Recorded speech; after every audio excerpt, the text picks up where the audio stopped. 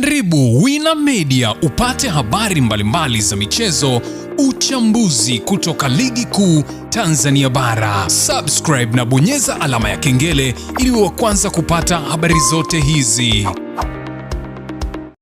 Mambo vipi mwanamichezo, ni wakati mwingine tena mzuri kabisa tunakutana katika chaneli yako pendo kabisa ya Wina Media, tukiweza kujuzana yale yote makubwa ambayo yanaendelea kwa sasa kwenye kikosi cha klabu ya soka ya wananchi Young Africans katika mwendelezo wa kile ambacho kinachoendelea kwa sasa kwenye kikosi chao. Mambo yanaonekana kutokwenda vizuri kwa upande wa wananchi Young Africans, ukiweza kushuhudia hali ambayo imeweza kujitokeza, hali ya sintofahamu kwenye kikosi cha klabu ya soka Young Africans, ambapo inaelezwa kwamba moja kati ya wachezaji wameweza kuondoka kwenye kikosi hicho baada ya kile kilichoweza kutokea baina ya yale ambayo yaliweza kujitokeza hivi karibuni. Ni nani huyo ambaye ameweza kuondoka kwa kujiamulia kuondoka kwenye kikosi cha wananchi Young Africans, huku kukiwa hakuna mapumziko, kukiwa hakuna labda tuseme kwamba injury alipata? Hapana, ameamua tu kuondoka kwenye kikosi hicho. Sababu ni zipi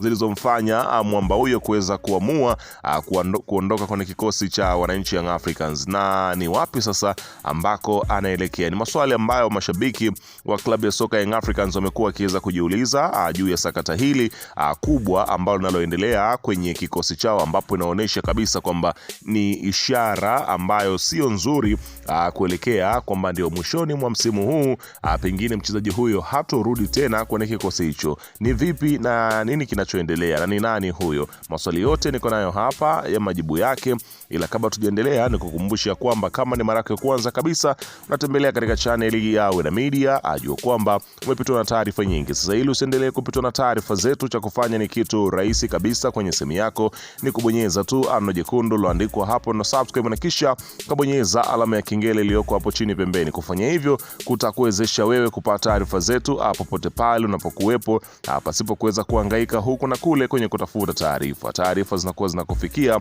moja kwa moja kwenye simu yako. Karibu tuweze kuzungumza kuhusiana hili ambalo linaloendelea kwa sasa kwenye kikosi cha klabu ya soka, si wengine bali unazungumzia hawa ni klabu ya soka ya wananchi Young Africans katika mwendelezo wa kile ambacho kinachoendelea kwa sasa kwenye kikosi chao. Karibu bana, klabu ya soka ya wananchi Young Africans ambayo kwa sasa hipo katika hatua zile za mwisho katika kuelekea msimu mpya na mapumziko na kumalizika kwa msimu wa ligi kuu ya soka Tanzania bara. Sasa klabu ya soka Young Africans inaelezwa kwamba mambo ni mazito kweli kwa upande wao, hususan katika ile michezo ambayo hipo, ambapo kwa sasa mambo yaliweza kujitokeza baada ya Young Africans kuangusha pointi mbele Dodoma Jiji. Tuliweza kushuhudia kama kuna mtafaruko ama kulikuwa na kutokuelewana kati ya Bakari Mwamnyeto pamoja na Djigui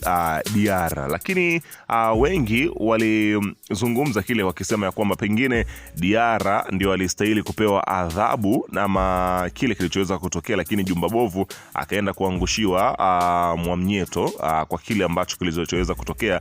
Diarra aliamua kuweza kuwauza wachezaji wenzie baada ya kile kilichoweza kuonekana kususa na kutoka uwanjani kwa kile ambacho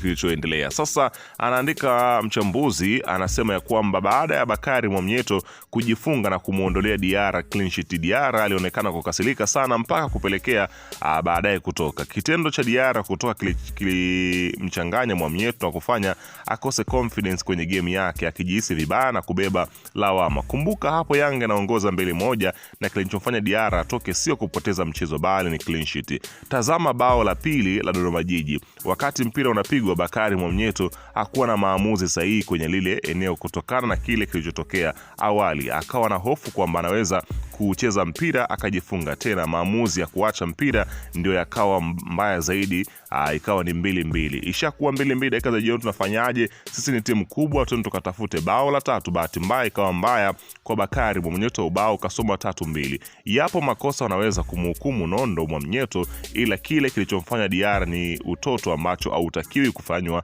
na mchezaji wa daraja lake. kile kiwango cha juu kabisa cha dharau kwa mchezaji mwenzie na kumuona hajui boli, kitu ambacho kimeiathiri timu leo na kinaweza kumwathiri mchezaji mwingine.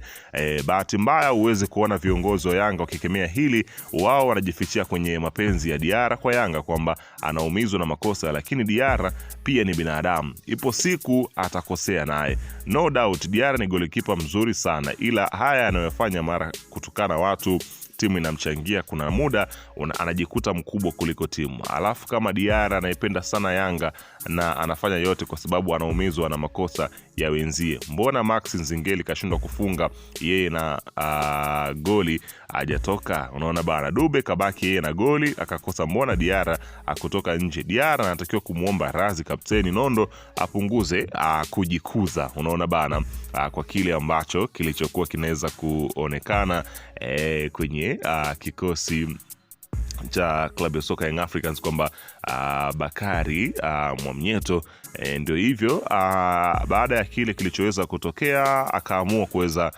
kuondoka kambini, ambapo taarifa hiyo imetolewa na mtu wa ndani kabisa ambaye ni Mudathir Yahya, mchezaji wa klabu ya soka Young Africans, ambapo ametoa ujumbe kwa mashabiki wa Yanga juu ya kapteni wao Bakari Mwamnyeto kukimbia kambini, akisema mashabiki wa timu hiyo wamechangia. Leo Yanga inafanya jambo lisilotegemewa na wengi, wakati watu wengi wanapiga vita tabia hususan ya golikipa wao, wamempa unaoza kwa kile ambacho kilichoonekana. Na ukiweza kushuhudia Mwamnyeto ameona kwamba isiwe mambo ni mengi, kaamua kukaa zake hapa, nazungumzia ameamua kukaa zake nje, ambapo anaona kabisa kwamba pengine hayuko tayari kuweza kuendelea na kile ambacho kinachoonekana. Ni maswali ambayo yanaleta ukakasi juu ya kile ambacho kinachoendelea. Ikumbukwe kwamba walioko nje si Mwamnyeto peke yake, bali hata kile kinachoonekana kwamba Israel Patrick Mwenda, baada ya kuweza kufanya makosa kwenye mchezo wa Simba, naye mpaka sasa hayupo katika orodha ya wachezaji, hata benchi haonekani, na yeye pia haonekani kwenye kiwanja cha mazoezi bila sababu yoyote, huku afisa habari wa klabu ya soka Young Africans Ali Kamwe anasema kwamba amjamuona Bakari Mwamnyeto kwa sababu ameuomba uongozi apumzike kwenye mechi kwa sababu hayuko sawa kisaikolojia. Kuna baadhi ya mashabiki kwenye namba yake ya simu wamemtumia sana ujumbe mzito, wengine wamewatafuta hadi ndugu zake na kuwatumia jumbe za matusi. Kibinadamu mchezaji huwezi kuwa sawa kabisa,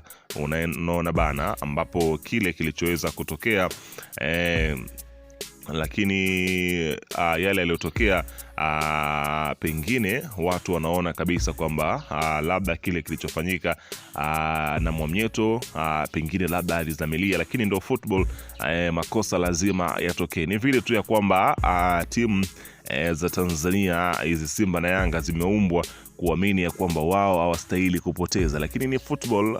Timu kubwa duniani nyingi zenye mastaa wakubwa duniani zinapoteza, lakini maisha yanaendelea na mafanikio wanaendelea kuyapata. Lakini kwa Tanzania imekuwa tofauti, wakiamini ya kwamba Mungu yuko upande wao siku zote, wengine hawastahili kuwa na Mungu pindi anapowaomba, na ndio maana sababu kubwa inayofanya uweze kushuhudia makocha wengi wanafukuzwa kwamba hawatakiwi kukosea hata kidogo. Wakati mwingine maisha yanahitaji uvumilivu, lakini kwa kitu ambacho katika soka la Tanzania hiko ni kitu ambacho huwezi kukikuta. Bana, weka maoni yako hapo chini katika upande wa comment kuhusiana na taarifa hii, niandikie hapo maoni yako, lakini pia usisahau kusubscribe na kubonyeza alama ya kengele kwa mwendelezo wa taarifa.